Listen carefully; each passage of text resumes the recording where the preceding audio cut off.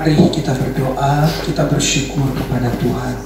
Terima kasih Bapa, di dalam nama Tuhan Yesus, kami percaya bahwa Tuhan adalah Tuhan yang berjanji dan Tuhan adalah Tuhan yang setia dengan janjinya.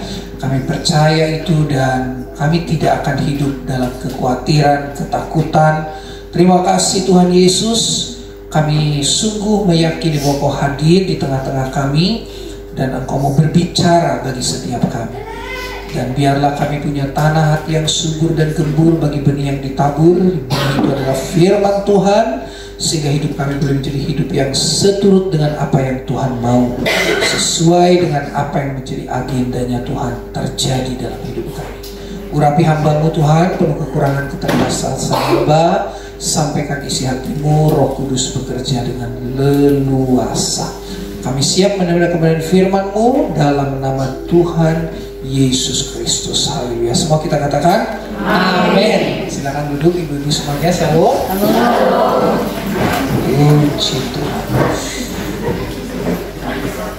Nah, kita sama-sama akan belajar firman Tuhan pagi ini tentang iman dan pengharapan. Saya ulang, iman dan pengharapan. Mari kita lihat dalam 1 Tesalonika pasal 1. Nah saudara, kita mau belajar dari jemaat di Tesalonika. Ini jemaat keren ya. Jadi rasul terbesar sepanjang masa itu namanya Paulus.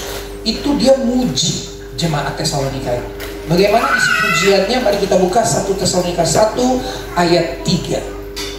Ayat 3. Oke, dari ayat 1 boleh. 1 Tesalonika 1 ayat 1. Yuk kita baca sama-sama. Dari Paulus, Silwanus dan kepada jemaat orang-orang Tesalonika yang di dalam Allah Bapa dan di dalam Tuhan Yesus Kristus, kasih karunia dan damai sejahtera menyertai kamu. Lanjut. Kami selalu mengucap syukur kepada Allah karena kamu semua dan menyebut kamu dalam doa kami. Perhatikan, Rasul Paulus bilang, kami itu maksudnya dia dengan rekan-rekan hamba Tuhan, rekan-rekan murid Kristus selalu mengucap syukur kepada Allah karena kamu. Jadi jemaat ini jemaat yang sangat berkesan buat Paulus, jemaat Tesalonika. Karena kamu semua dan menyebut kamu dalam doa kami. Nah ini kalau kita berdoa, kita suka sebut nama seseorang, kita suka sebut persekutuan kita ini, itu berarti hal tersebut sangat berkesan buat kita. Benar ya? Nama seseorang, komunitas tertentu, itu berarti kita sangat berkesan dengan itu. Nah Paulus itu sangat terkesan dengan jemaat Tesalonika. Apa yang membuat Paulus terkesan dengan jemaat ini? Ayat 3. Sebab, baca sama-sama, kami selalu mengingat pekerjaan imanmu, usaha kasihmu, dan ketekunan pengharapanmu kepada Tuhan kita Yesus Kristus di hadapan Allah dan Bapa kita. Perhatikan ya ibu-ibu.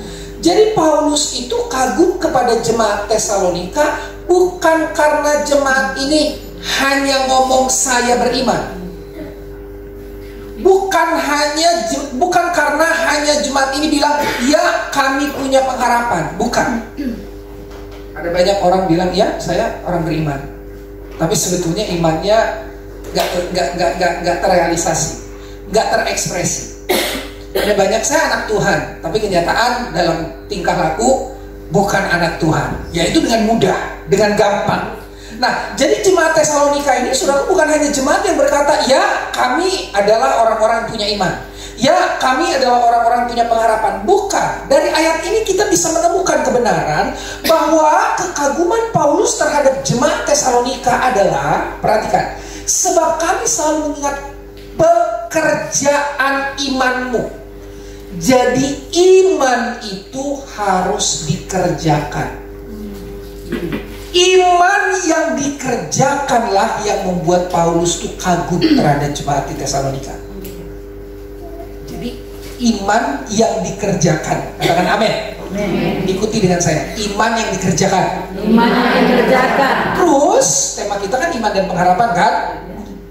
Terus Paulus tuh kagum kepada jemaat di Tesalonika bukan hanya karena jemaat ini bilang ya kami punya pengharapan. Bukan. Tapi Coba baca, sebab kami selalu mengingat pekerjaan imanmu, usaha kasihmu, dan ketekunan pengharapanmu. Oke, saya ambil kesimpulan nih, 2 poin, gampang nih, nggak susah. Jadi iman itu dikerjakan, pengharapan itu ditekuni. Jadi jemaat Tesalonika ini dikagumi Paulus, tentu dikagumi Tuhan, karena iman yang dikerjakan dan pengharapan yang ditekuni. Gitu. Amin ya. Siapa di sini yang tidak punya pengharapan? Kasihan banget ya. Dengan pengharapan tuh kita bergairah, betul ya? Iya dong. Ibu-ibu, kenapa ibu-ibu antar anak sekolah begitu rajin? Harapan suatu saat anak ini nanti besar, jadi berkat, memuliakan Tuhan, ya kan? Bisa beliin mobil, rumah gitu. Jangan ngarep ya. Pak Binzan, kenapa sih Pak Binzan nggak boleh? Ini anak kan investasi. Ya investasi, tapi investasinya bukan investasi balas budi. Amin ya. Ya tapi Pak Binzan, kita kan besarkan mereka. Kalau mereka besar, ya tahu diri dong. Seperti Bu Bintang tadi tahu diri. Bener tuh Bu, saya sangat diberkati. Kita terlalu banyak permintaannya tuh ya. Olo kalau masa Cicadas. Saya lahir di Cicadas. Nah, ibu perhatikan baik, bukan masalah balas budi. Ibu-ibu dan saya sebagai orang tua membesarkan anak itu sebuah perintah Tuhan, kewajiban. Tapi mereka ngasih rumah sama ibu kewajiban enggak? Bukan. Jadi gini, pengharapan kita buat anak-anak kita, tapi harus dasar lo cewek matre. Gak wajib Pak Binsar, tapi harus. Memang cewek matre itu gitu ya. Kalau cowok matre enggak, wajib aja, langsung to the point. Nah, ibu-ibu perhatikan baik ya. Jadi pengharapan kita untuk anak-anak kita apa? Ya mereka nanti akan menjadi pribadi yang bisa menolong banyak orang, memberkati, jadi terang, jadi garam, terlebih memuliakan Tuhan, dan lewat mereka ada banyak jiwa datang kepada Tuhan. Itu pengharapan kita. Nah, di dalam itu ada nanti kepikiran, beliin si mami mau beliin rumah baru, boleh. Tapi bukan itu fokusnya. Harus ngarep dewa. Tapi bukan itu fokusnya. Ketika dia menjadi anak yang cinta Tuhan, anak yang jadi berkat, anak yang memuliakan Tuhan, akan ada banyak hal-hal yang mengagetkan kita. Saya di penggembalaan itu kan, Bu Lasma suka cerita kan, kita penggembalaan di jemaat-jemaat yang sederhana dulu. Sekarang mereka sudah mulai meningkat. Kami banyak melihat dan kami banyak memperhatikan.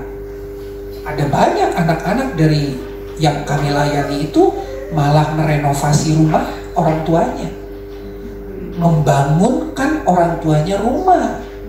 Ya itu mah puji Tuhan ya kan, tapi nggak diarap-arap itu ya kan. Tapi memang saya perhatikan ketika anak-anak itu takut Tuhan. Ini anak-anak sekolah minggu saya nih, dari sekolah minggu saya bina. Sekarang udah pada kerja, udah menikah, udah diberkati. Mereka bangunin rumah orang tua mereka. Ya itu puji Tuhan. Ada satu jemaat di kita tuh, papanya tuh sebenarnya udah dibangunin rumah sama anaknya. Kebutuhan adik-adiknya dari anak pertama ini juga suka disupport, kebutuhan pendidikan dan sebagainya. Tapi papanya tetap aja masih kerja. Papanya tetap aja masih ngepirin transportasi online. Iya loh. Saya pikir kenapa ya kalau dia masih, ya karena orang tua ini memang, loh saya memang tidak berharap untuk itu. Tapi kalau itu ada, ya puji Tuhan, saya tetap akan bekerja selama saya kuat. Amin ya. Coba lihat kiri kanan Tuhan, wajah ngarep atau enggak.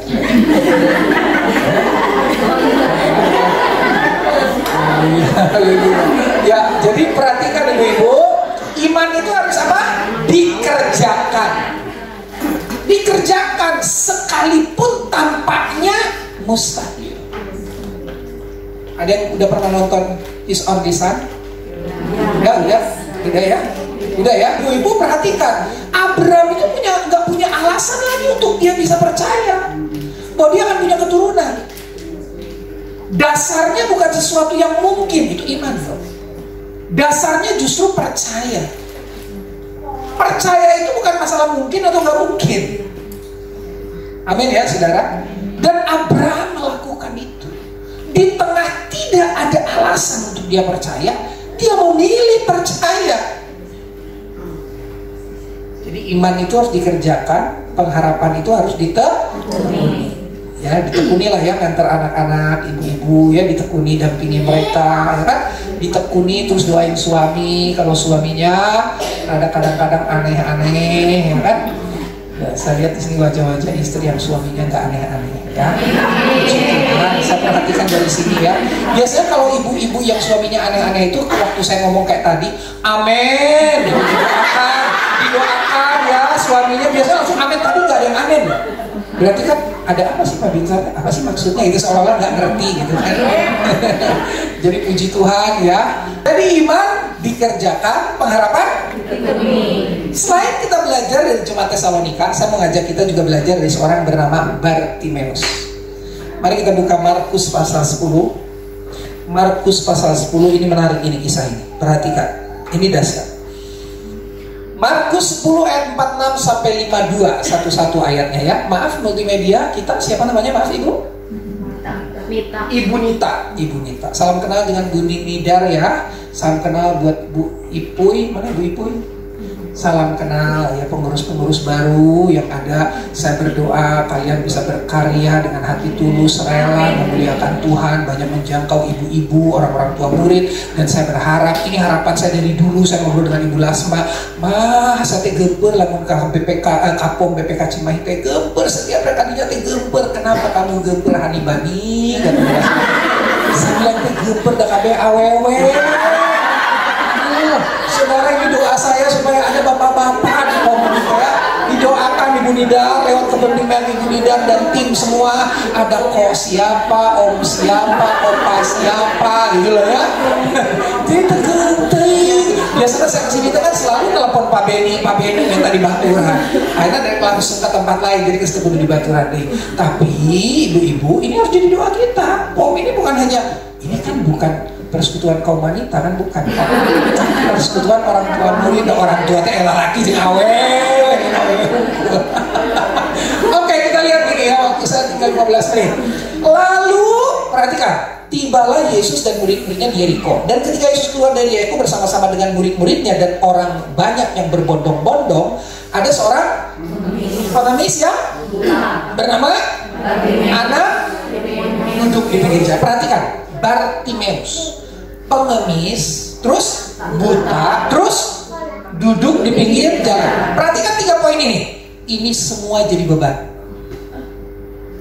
Pengemis minta-minta, buta harus dituntut, duduk di pinggir jalan dimarahin sama Satpol PP, nggak boleh duduk di trotoar sembarangan. Jadi ini orang tuh jadi beban. Orang ini tuh jadi beban banget Bartimeus ini. Hidupnya tuh hidup yang sama sekali gak berarti buat orang lain, malah membebani orang. Clear? Clear ya? Udah clear ya? Jadi Bartimeus itu adalah orang yang jadi beban. Kenapa? Pengemis. Karena dia pengemis. Terus buta lagi. Terus duduk di pinggir jalan. Gak punya rumah dia. Peruntukannya untuk orang jalan kaki dia dudukin. Ini jadi beban. Oke, lanjut ayat 47. Ketika didengarnya, haleluya. Bisa bilang haleluya? Haleluya itu bukan milik gereja karismatik doang. Pak Binsar sama nggak haleluya, haleluya Pak Binsar. Oh salah, haleluya itu di Alkitab. Haleluya. Pak Binsar sama gereja sama nggak ada haleluya, haleluya. Maksa gereja nggak ada haleluya, haleluya itu ada di Alkitab, saudara. Haleluya. Perhatikan baik. Ketika didengarnya bahwa itu adalah Yesus orang Nazaret. Perhatikan kata didengarnya dan kata itu. Ketika didengarnya bahwa itu menunjukkan kepada hal yang kita lihat. Betul ya? Itu kertas. Bukan ketika saya dengar itu kertas. Ya kan gak nyambung. Ini yang terjemahan Alkitab ini kurang tepat. Di Lembaga Alkitab Indonesia ini harus dikoreksi. Pak Binsar sok jago gitulah Pak Binsar. Enggak, saya memang sengaja ngomong gitu mau ganggu saudara supaya gak ada yang ngantuk, supaya nggak ada yang penyembahan lebih awal sebelum firman selesai. Suka ada tuh, udah gak sabar tuh langsung penyembahan. Udah gak sabar ini di hadirat Tuhan. Bu, dengar firman juga di hadirat Tuhan. Perhatikan ya, ketika didengarnya bahwa itu tuh hal yang menunjukkan sesuatu yang dilihat. Tapi kok Alkitab bilang ketika didengarnya, Lembaga Alkitab Indonesia gak salah. Kenapa Lembaga Alkitab Indonesia menulis ketika didengarnya? Padahal itu tuh sesuatu yang dilihat. Kenapa? Hah? Ibu? Nah, itu jawaban paling simpel dan itu benar. Ya karena dia buta. Maka dari itu Lembaga Alkitab Indonesia menulis ketika didengarnya. Tapi ibu-ibu dengar ya, apa yang didengar dengan apa yang dilihat itu kadang-kadang lebih tajam apa yang didengar loh. Betul ya? Apalagi ibu-ibu kan perempuan kan telinganya tuh. Telinganya itu kelemahan perempuan kan, telinga itu kan rayuan, gombalan, semua janji-janji ya kan. Makanya ibu-ibu tahu banyak yang percaya janji Tuhan ketika mendengar janji Tuhan itu adalah perempuan. Karena perempuan itu telinganya dahsyat. Tapi kali ini saya gak bahas perempuan, namanya Bartemius. Bukan Bartemius Sanawati, bukan. Ini namanya Bartemius, sorry ya, cowok juga bisa dengar loh. Cowok juga bisa punya telinga yang keren. Perhatikan, ketika didengarnya, oh dia buta, jadi dia dengar. Ibu-ibu, tapi seringkali kita hanya perlu mendengar, nggak usah lihat. Kadang ketika kita lihat, kita jadi terpengaruh untuk hal-hal yang nggak benar, terpengaruh untuk nggak punya iman, terpengaruh untuk ragu. Alkitab mengatakan iman timbul dari pendengaran, bukan penglihatan. Pendengaran akan firman Kristus. Makanya ibu-ibu paling efektif baca Alkitab ini bersuara. Baca bersuara. Lalu tiba Yesus dan murid-muridnya di Yeriko, dan ketika Yesus keluar dari Yeriko, oh terus Pak Bintar bersuara tiap baca Alkitab terus? Ya enggak juga. Tapi bersuara baca Alkitab itu sangat baik. Karena kita dengar suara kita yang memperdengarkan firman Tuhan. Jadi perhatikan ini, Bartemius itu sebetulnya udah pernah dengar tentang Yesus. Dia buta, duduk di pinggir jalan, ada orang cerita, ada namanya Yesus bikin mujizat loh, orang Nazaret loh, keren banget. Dia kalau khotbah, kuasa dari surga nyata, kan gitu kan? Itu kan fenomena yang terjadi waktu Yesus melayani kan? Ya kan? Siapa dia? Anak tukang kayu tapi powerful, ada banyak mujizat yang dia kerjakan. Itu Bartemiusnya dengar. Orang lewat, orang nongkrong, dia dengar. Nah waktu dia dengar, bikin mujizat, dia bisa sembuhkan yang sakit. Why not?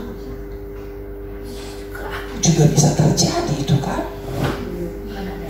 Makanya lihat, saya yakin begitu. Gak ada di ayat Alkitab ditulis begitu, tapi saya yakin kejadiannya begitu.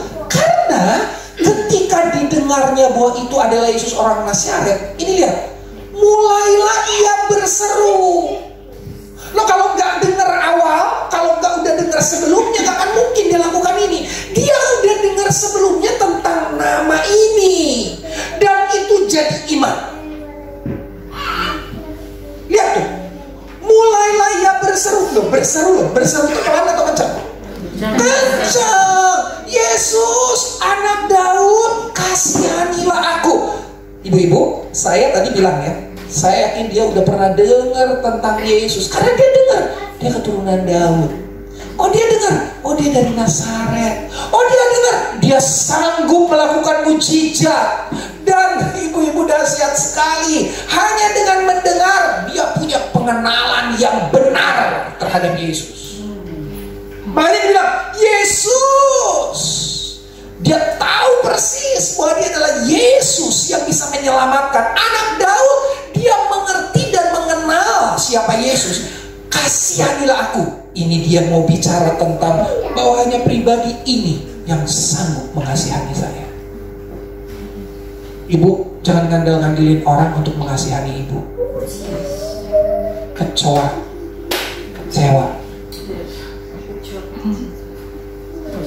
Kecewanya kecewa. Jadi kalau ibu kecewa ya kayak kecoa. Lo serius loh.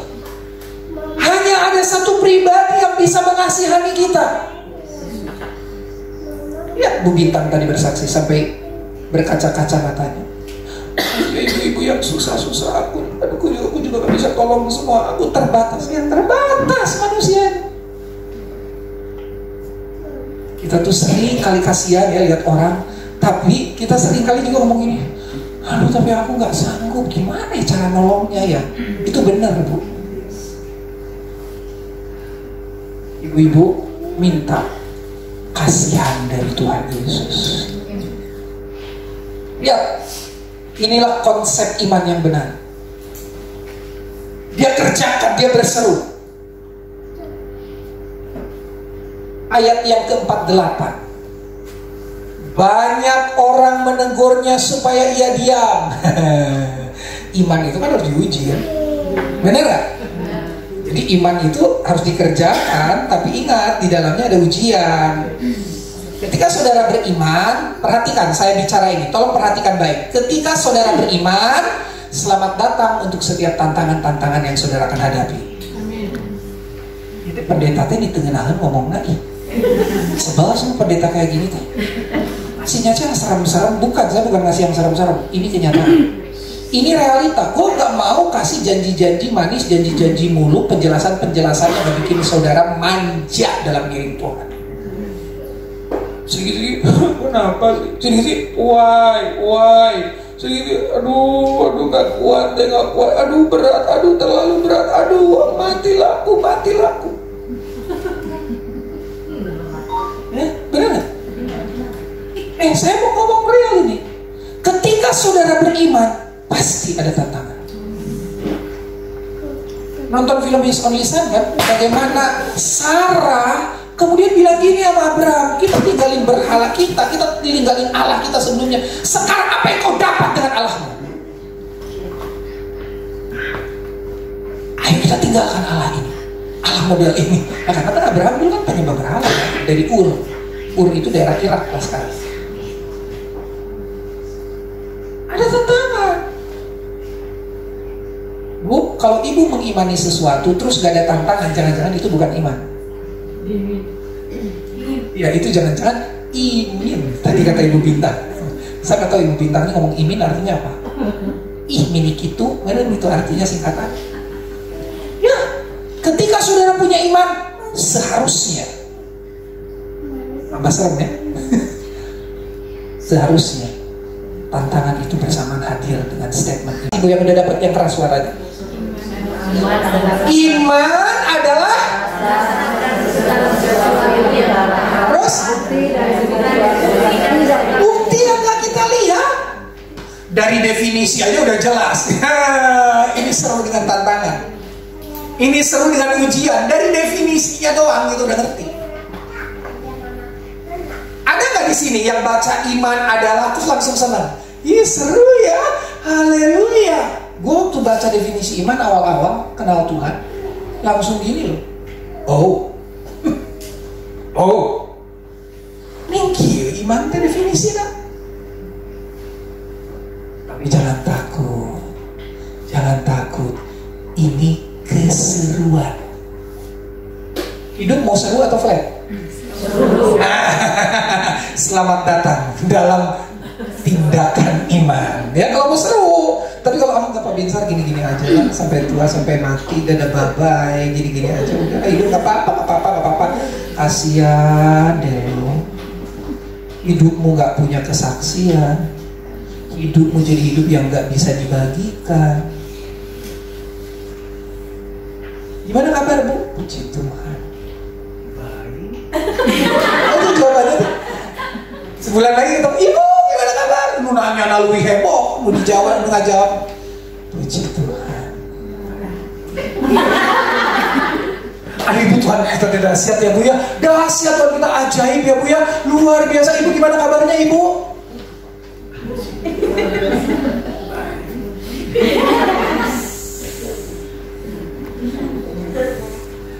Makanya kalau dibuka ruang kesaksian itu bersaksi antusias.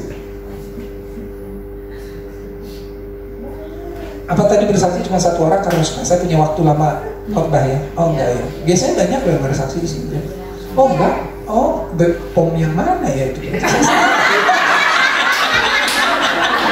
Pom BPK yang mana itu? Oh, jangan pas kali itu ya. Tapi Ibu Nidar ya, mulai dari sekarang kesaksian pasti akan banyak. Amin ibu-ibu. Amin. Mau flat atau seru? Seru. Seru bersama Tuhan. Tepuk tangan. Kalau tepuk tangan satu, tepuk tangan semua. Jadi gini Bu, dibiasakan di POM BPK Cimahi ini kalau ada yang tepuk tangan satu atau dua, semua tepuk tangan. Karunya tuh cuma lihat, what's wrong with me, what's wrong with me, ditemenin tepuk tangan semua. Tenang, pembicara nggak akan gede hulu nggak. Kau tepuk tangan untuk Tuhan kan? Ya dong, saya tidak berhak dapat kemuliaan itu, tidak. Saya percaya kita semua bertepuk tangan karena kita semua mengagumi Tuhan. Iman adalah dasar dari segala sesuatu yang kita harapkan dan bukti dari segala sesuatu yang tidak kita. Dari sini aja udah yakin kita bahwa iman itu pasti undang tantangan. Kembalikan ke yang tadi, Markus 10 tadi, ayat 48.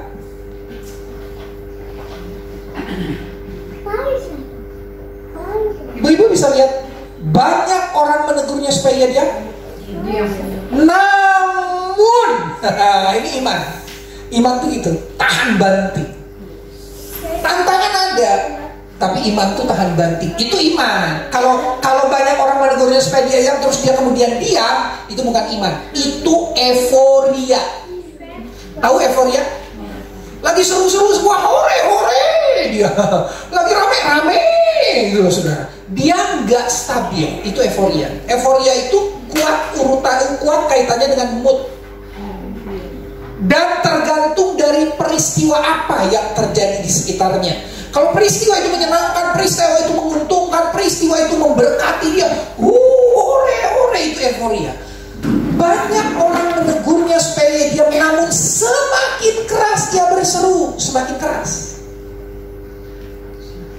Tahu gak ibu-ibu kenapa Tuhan izinkan ujian dalam iman? Karena Tuhan mau iman kita tuh iman yang semakin tangguh, iman yang semakin kuat. Jadi Bartimeus semakin keras ia berseru. Nah, keras di sini bukan volume, tapi bicara tentang mengerasnya komitmen itu, mengerasnya percaya dan keyakinan itu. Karena kalau volume makin keras, nanti yang ditolong Tuhan hanya orang Batak dan orang Papua. Orang Solo gak ditolong Tuhan karena suaranya gak makin keras. Kalau orang Solo kan gini kan, Yesus anak Daud kasihanilah aku. Banyak orang menegurnya, Yesus anak Daud kasihanilah aku. Hanya intonasi berubah, volume tetap. Saya dulu praktek pelayanan di Magelang, jadi saya ngerti, oh orang Jawa Tengah khususnya, oh gitu ya. Jadi volumenya mah gak nambah keras, tapi intonasinya yang agak beda. Ini bukan volume, ini muatan iman yang makin mengeras, gak bisa diganggu gugat. Anak Daud kasihanilah aku. 49. Lalu Yesus berhenti dan berkata, kenapa Yesus berhenti waktu Bartimeus ini berseru yang kedua kali? Kenapa enggak yang dari pertama aja? Karena iman harus diuji. Jadi waktu Yesus lewat ya, anggap ini Bartimeus. Yesus anak Daud kasihanilah aku. Yesus lewat ini. Terus banyak orang bilang, kamu diam. Yesus masih lewat ini. Waktu orang bilang, kamu diam. Bartimeus tetap berseru, anak Daud kasihanilah aku. Dia baru berhenti. Saudara tahu, kalau saya bikin drama ini seru. Lalu Yesus berhenti dan berkata, lihat ya, ini orang banyak negor dia ya. Dia jalan. Terus seruan yang kedua dia berhenti. Dan dia berkata, panggillah dia.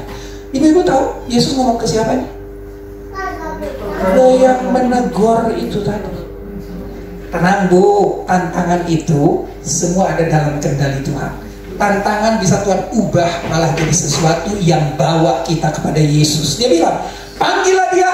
Mereka orang yang nyuruh dia ini memanggil orang buta itu dan berkata kepadanya, kuatkan hatimu, berdirilah, ia memanggil engkau. Bisa gitu ya. Yang tadinya negor, yang tadinya bikin diam, kamu diam, sekarang bisa berubah, berbalik. Ibu-ibu harus percaya ya, bahwa semua yang terjadi di luar kendali kita tetap ada dalam kendali Tuhan. Boleh kayaknya dramain dikit ya, boleh ya, boleh ya, boleh. Oh, 5 menit lagi, boleh ibu, boleh ibu Bartimeus mau? Jadi Bartimeus mau?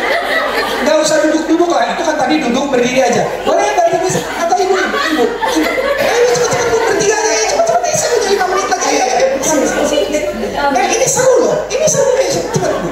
Cepet sih. Nah Bartimeusnya duduknya di sini aja, anggap aja duduk di pinggir jalan ya. Ibu siapa Mas? Ibu Yuli.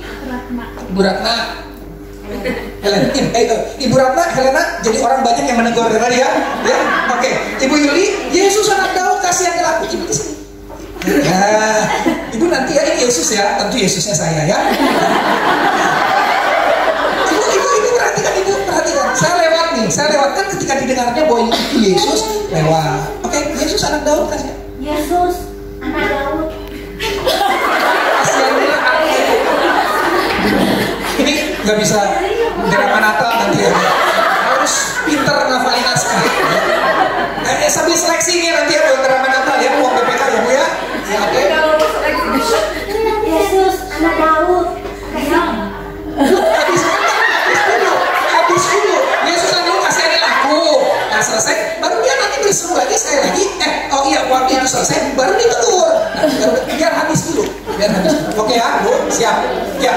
Yesus anak Daud. Yesus anak Daud. Bu, ini saya tinggal 3 menit lagi loh, Bu. Ya, Yesus anak Daud kasihanilah aku, udah gitu.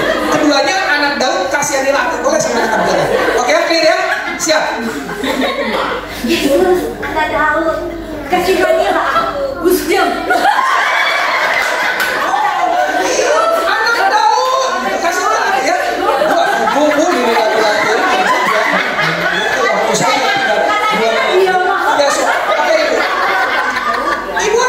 Suaranya dari mereka ini. Oke.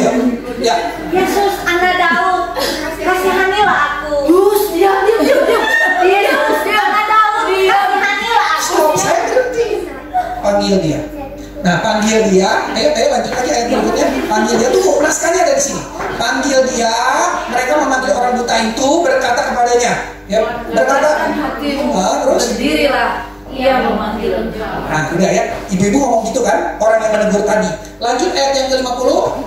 Lalu menanggalkan jubah, ibu tanggalkan jubah, segera berdiri dan pergi. Ibu bangkit berdiri. Pergi dan mendapatkan Yesus. Bukan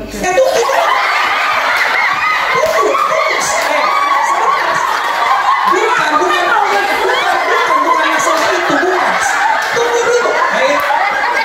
Aduh, ini serius loh.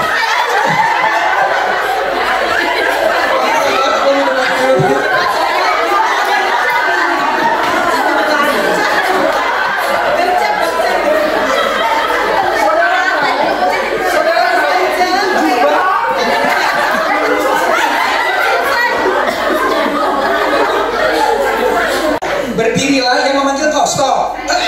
Berdiri. Oke. Nah, dia kemudian ayat 50, dia menanggalkan jubah. Jubah yang dipakai Bartimeus itu jubah pengemis. Jadi sebenarnya Bartimeus itu waktu dia mau pakai jubah itu pengemis forever. Itu kutuk sebetulnya. Tapi saat itu dia punya iman, dia lepas itu. Gak mungkin loh. Karena udah ditentukan identitasnya itu pengemis. Tapi mau kemana? Nah, tapi dia buka itu. Iman dan pengharapan. Saudara melihat 2 poin ini di sini. Ada iman yang dikerjakan dan pengharapan yang ditekuni sama Bartimeus. Tekun.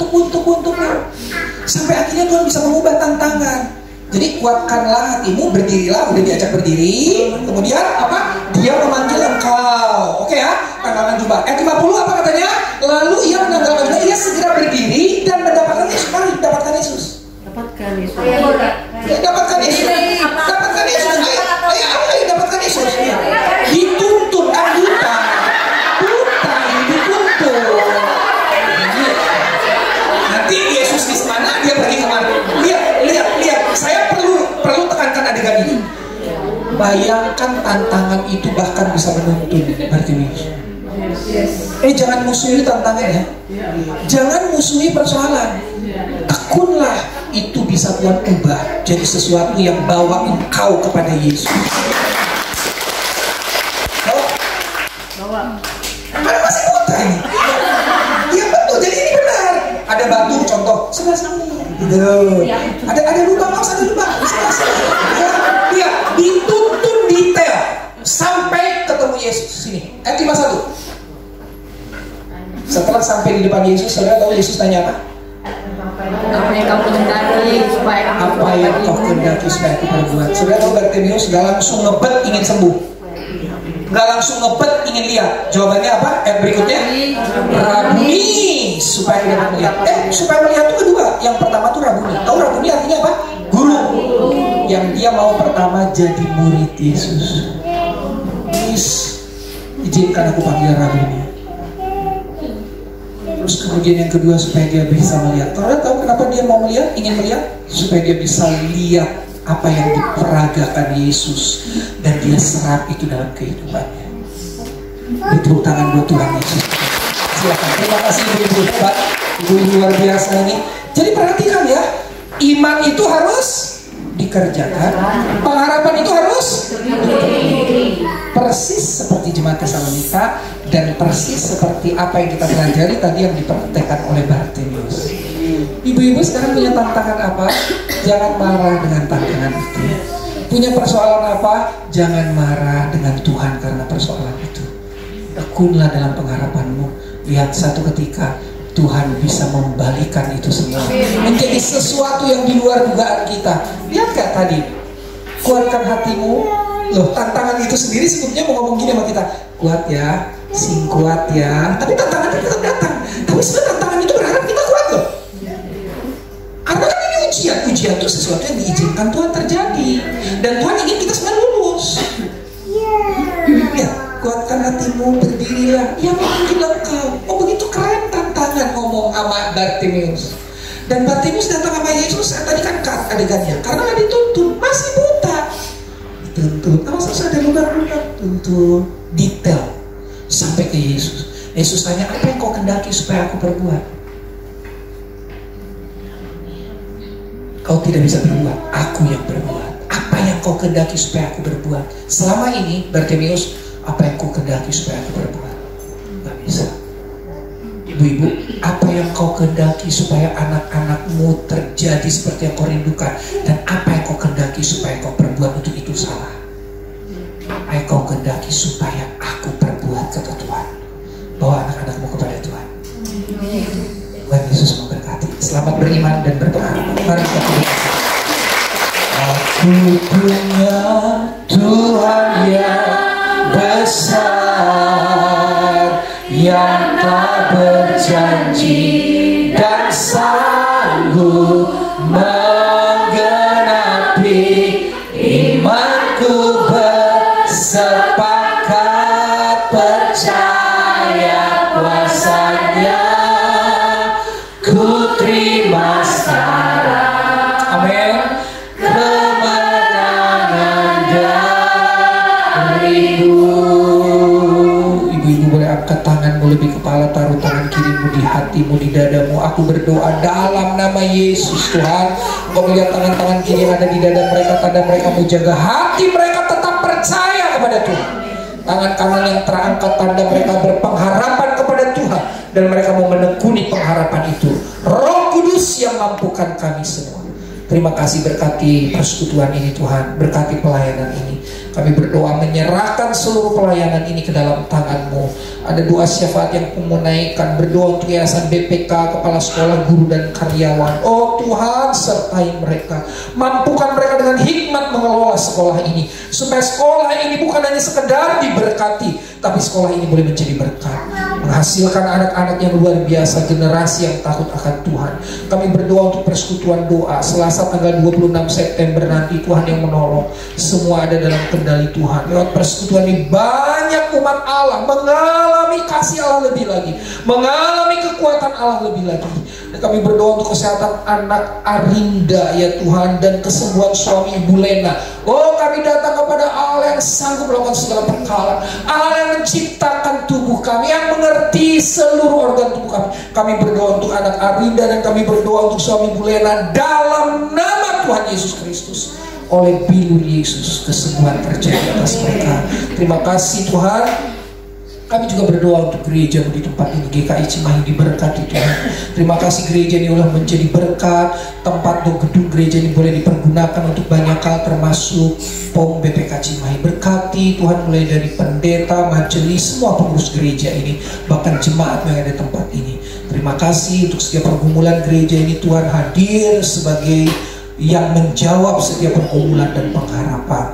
Kami bersyukur. Inilah menjadi doa kami. Dalam nama Tuhan Yesus kami berdoa. Haleluya. Semua katakan amin. Puji Tuhan, saya serahkan kepada Allah.